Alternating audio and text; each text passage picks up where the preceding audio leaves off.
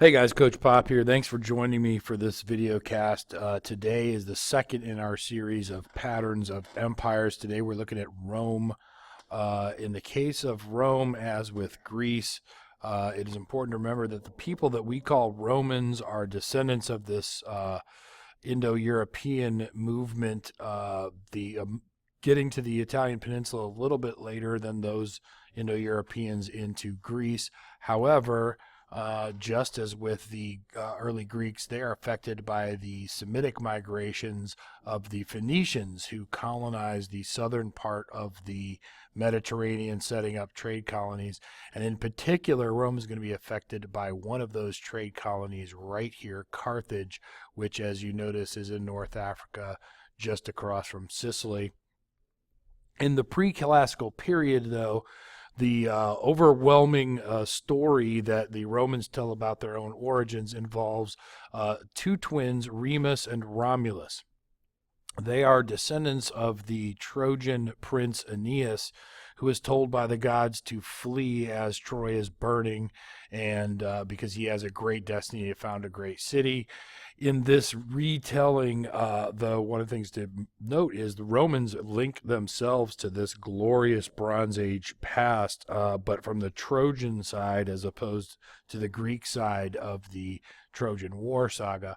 According to the story, though, these two twins, Remus and Romulus, are abandoned and raised by a she-wolf, grow up, and the two twins know they have to found a city. They can't decide where, and they fight to the death. Romulus kills Remus and founds the city of Rome, named after him. Again, an interesting origin myth, right? That your whole city and way of life is founded on a brother who murders his brother, but there it is. In Italy, then, at the time, again, Italy meaning the peninsula, there was no nation called that. Among the group of Indo-Europeans, though, two in particular, the Latium peoples down here who speak a language that we know as Latin, that will be important in the future. The Etrurians, further to the north, had a tradition of autocratic kings, that is, kings that have no check on their power. They are above the law. Self-rule is what that means. And if you notice that the Romans are sort of situated right in between those two, and they're going to be affected by both in turn. They will eventually be ruled by an Etrurian autocrat. A tyrant is another word for that person. That is, the king is above the laws, until a guy named Lucius Brutus leads a revolt against the king, and he establishes the Republic of Rome. Now, some of you will need to remember this when you're in your English class later on. You read Shakespeare's version of Julius Caesar. There will be several references to Marcus Brutus and his ancestor. This is the ancestor it's referring to, because he's the guy that establishes the Republic. Now, jumping down to the Republic, though, the key ideology for the Republican system is SPQR, which essentially means the Senate and the people of Rome. That is, the Senate and the people of Rome have a check on the power of any tyrant. This then institutes the Roman Republic. How is their system set up, though? It's a representative democracy. In other words, the people vote for other people to make decisions for them. The most influential, of course, is the Senate, who is the representative body for patricians. The patricians are the elite ruling class in Roman society. They vote for senators, and for a long time, they're the only ones. The senators, in turn, nominate two consuls to be co-rulers of Rome. So there's not one person in charge. You'll see that this Roman tendency to not have one person for fear that he might become a tyrant. That person, again, is appointed by the Senate, so indirectly, the consuls appointed by the Senate, they have limited terms, and they may or may not be rehired by the Senate. So they're at the will of the people who are elected. Below the Senate later on will be the tribal assembly, the representative body for the plebeians, who are the common people. who do have political rights. They're just not among the elite. Now, those political rights are instituted primarily in the 12 Tables, a legal code that guarantees the right of the plebeians in Roman society.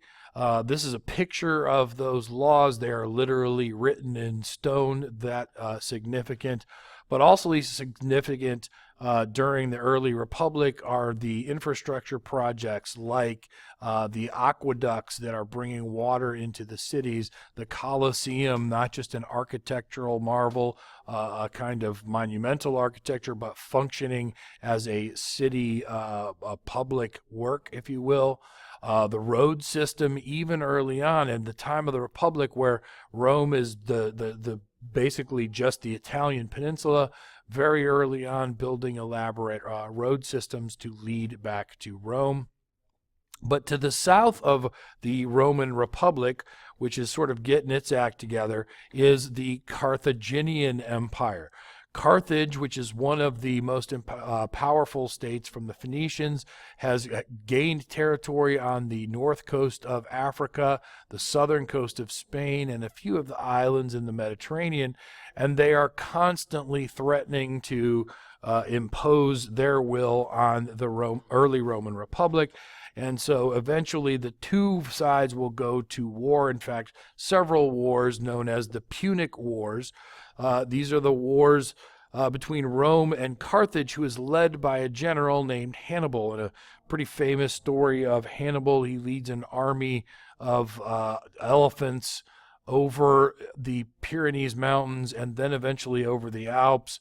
The Romans know that he has an elephant army, and they're kind of terrified of it, but they can't imagine he can bring them over the Alps into the Italian peninsula. In point of fact, he does, but in the end, Rome defeats Carthage. Rome eventually wins, and they are instantaneously expanded because they basically now take over all of the territory that Carthage had controlled.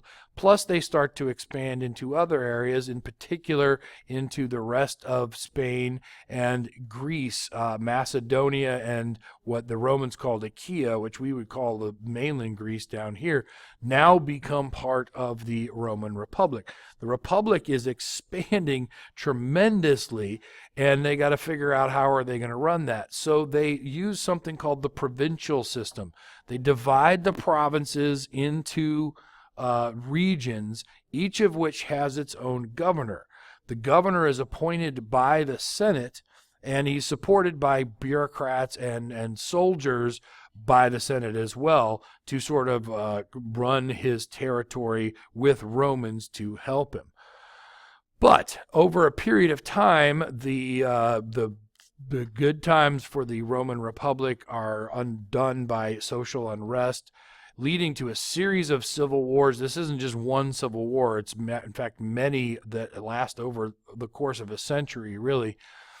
But they do focus on certain issues. First, the question of citizenship. As Rome instantly got bigger, the tradition that only citizens of the city of Rome could be citizens is starting to come under question, because now there's all of these powerful people and formerly powerful people who are now part of the empire who suddenly have no political rights. And so a big part of this is their reaction to the injustice of that. The question of inequality is growing dramatically. Plebes are sent all over this new republic, and they can't afford to pay their bills. And so more and more, the really wealthy families are coming in, buying all of the land, and displacing all of the plebeians, who now all of a sudden have no land, no wealth, no work. All sorts of problems arise from that. Several of the consuls try to implement programs designed to feed the hungry and give land to the poor. They are sort of sabotaged by the Senate, who doesn't want the plebes to get any more rights. It's just a horrible, horrible situation. No one seems to have any answers. And then there's the question of slavery, which, again, as the wealthy landowners start to increase how much land they own, they start employing slaves in a new way to actually work land. They don't like that. But then there's also like the typical slaves the gladiators who are starting to rebel. A famous one is Spartacus, who, while he was eventually put down really brutally, did terrify Roman society for a brief moment. All of these put together lead to a crisis that reaches a critical point, and the Roman Senate decides they have to do something, and so they suspend all of their powers and put them in the First Triumvirate. The rule by three man is basically what that means. The three men are Marcus Crassus, the wealthiest the wealthiest Roman, Gnaeus Pompeius, who is the most respected politician. He has the most political power, and Julius Caesar, who at the time is the military power of the Republic. The two just squeeze out Crassus pretty quickly until we're down to a pair of co-dictators, Pompey and Caesar. And this is about where the story, according to the way Julius Caesar is presented by Shakespeare, starts to begin at this particular point. Now it's a fight between the two of them. There's a famous scene in which Caesar takes his army over the Rubicon River into Rome. No general, had ever done that. You were required by law to leave your army on the other side of that river as you come into Rome. When he crosses the Rubicon with his army, like either he's going down or Pompey's going down. As many of you know, Pompey's the one that's going down. Caesar believes he is going to be named the dictator. He's going to be the one autocratic ruler of what will now become an empire. He is rather famously stabbed by every single senator to prevent him from reaching that particular goal. But there's total chaos. Who's in charge now? Hey, I know, let's have another triumvirate since the first one worked so well. The triumvirate this time includes the adopted son, who's actually Julius Caesar's nephew, Octavian Augustus, Marcus Antonius, who was Caesar's best friend, and Marcus Lepidus, a really rich guy. And I don't know if this sounds familiar. The two squeeze out the rich guy. Then you got two fighting against each other to the death. Blah, blah, blah. This takes us to the empire, because in 27 BCE, Augustus is crowned Caesar Augustus. He is the sole ruler. This marks the beginning of the Roman Empire. His reign is so successful, both in terms of expansion, but also in terms of guaranteeing the peace internally and prosperity, that it's known as the Pax Romana, the Roman peace. For a period of almost 200 years, things are just fantastic. If you are a Roman, this is a great situation. The provinces, though, if you can imagine this, every single word on there that is in all caps is a Roman province. How in the flip are you going to manage that mess? That mess is made worse by the fact that as an empire, the governors do not have to be appointed by the Senate anymore. They can be appointed by the emperor. And so it's frequently the case that they're like family members or people that are owed favors. Like, it's turning more and more corrupt in terms of trying to figure out how you are going to manage this incredible overexpansion. An attempt to keep it all together, though, is the expanding imperial roads. The Roman road system is really pretty elaborate. You can't go anywhere in Europe if you've ever traveled there without running into ruins of Roman roads. But nonetheless, the attempt to keep it together is there. But those roads actually end up having a different undermining power that they didn't anticipate, that has taken advantage of this guy, Saul of Tarsus, who is a Greek-speaking Roman citizen, but he's a Jew, but he converts to Christianity. He has a vision and changes his name to Paul, and so most Christians know him as Saint Paul. But again, he is a Roman citizen. And why does that matter? Well, because during the Pax Romana, anybody who is holding papers saying they are a Roman citizen gets unrestricted free travel around the Roman Empire. And Paul takes advantage of that, because even though Christianity is still illegal at this point in an underground movement, he has free passage all over the empire because it's during the time of Pax Romana. And so he's able to spread the gospel to different people throughout the empire, which is, again, it's taken advantage of that infrastructure, but it has the effect of also sort of undermining the ideology of the empire. Meanwhile, as the empire keeps expanding, it keeps coming into contact with various peoples on its border, the so-called barbarians, who are constantly attacking from outside of the empire. The stretching out of the trade routes within the empire is taking its toll as well. And so it's creating a real crisis situation until a particular emperor named Diocletian comes up with a solution. Let's just split it in two. Let's just take the empire, split it in two. We'll have two emperors, and now we're going to have a new title, Caesar, who's like the military leader of the empire, and just two different capital cities, like totally just split them up. So Diocletian then makes himself the emperor of the Eastern Empire.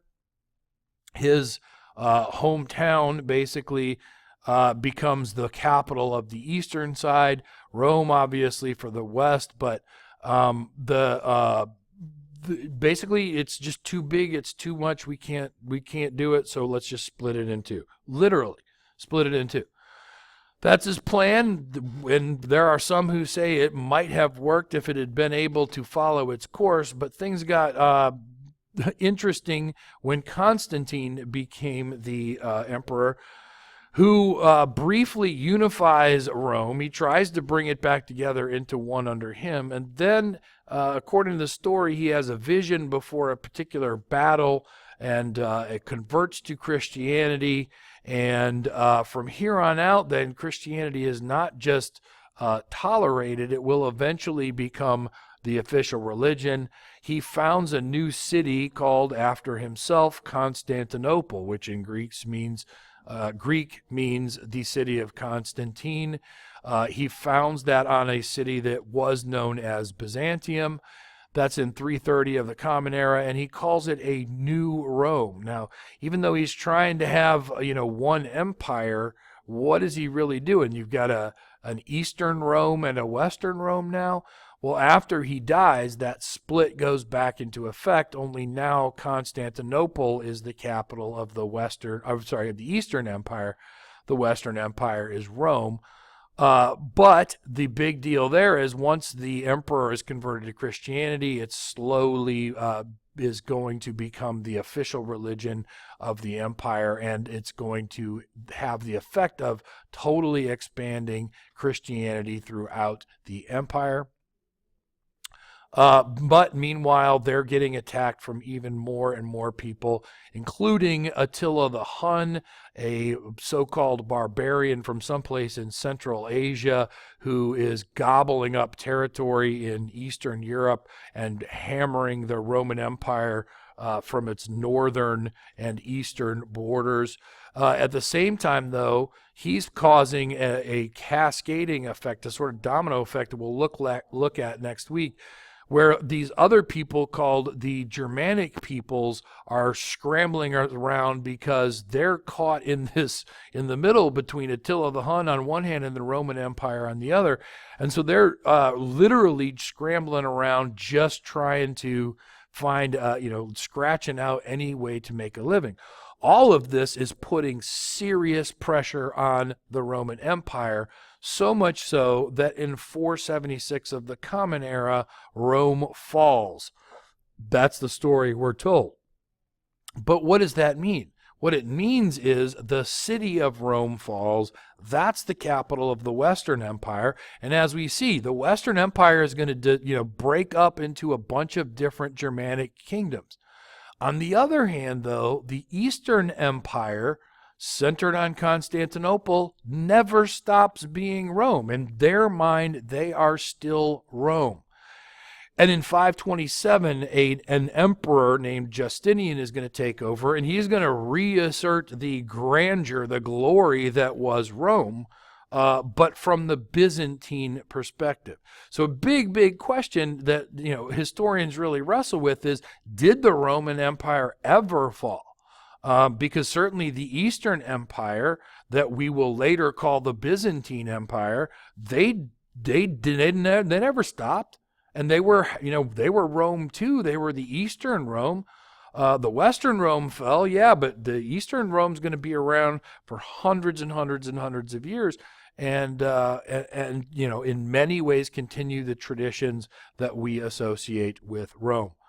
They're going to expand, and as you can see from here, like this territory that was the Roman Empire is going to expand. And for a while, Justinian actually briefly tries to bring all of the old Roman Empire together. So the fall of Rome 476 is sort of a dividing line, but how accurate that is, that's a question we'll take up later on. I want to thank you for joining me. Just to summarize real quickly the sort of trajectory here. Rome starts off as a city-state ruled by a king, a tyrant initially, who then is overthrown by Lucius Brutus, and a republic is established, a representative democracy ruled primarily, though, by the Senate, who represents the patricians, the elite people. After the Punic Wars, though, the wars with Hannibal, they win, and all of a sudden their territory is expanding. They're still technically a republic, but now all of that wealth and inequality and the question of citizenship, all of that starts to tear away at the fabric, creating the civil wars. Those civil wars create a power vacuum into which Julius Caesar will eventually throw himself, appearing to emerge victorious before he's assassinated, but his nephew and adopted son will in turn establish the great height of the Roman Empire known as the Pax Romana. But as with anything else, it will eventually overexpand, destroy itself internally as it's getting hammered by invaders externally. We didn't mention at all, they're also subject to disease because of long-term trade. All of these coming together for the fall of Rome in 476. I want to thank you guys for joining me. Have a great day, and we'll see you tomorrow.